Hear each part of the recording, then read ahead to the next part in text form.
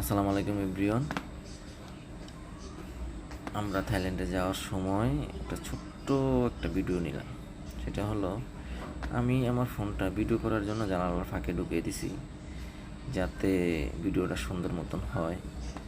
আর রায়হান ভাই তো ভিডিও করতেই আছে, কিন্তু লাস্ট ফিনিশিংয়ে দেখবেন রায়হান ভাই ভালো একটা কাজ করে দিছে আমাকে। আমি ঘুমিয়ে গেছি তারপরে ভিডিও হচ্ছে, আকাশের কী সুন্দর দৃশ্য, নিচে আমি জুম করে ভিডিওটি নিয়ে নিছে।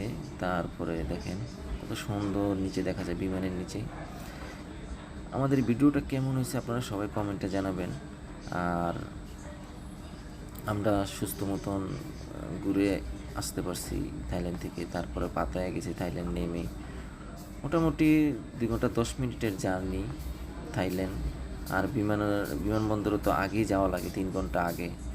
যাই হোক, আমরা ঘুরে আসতে পারছি এটাই।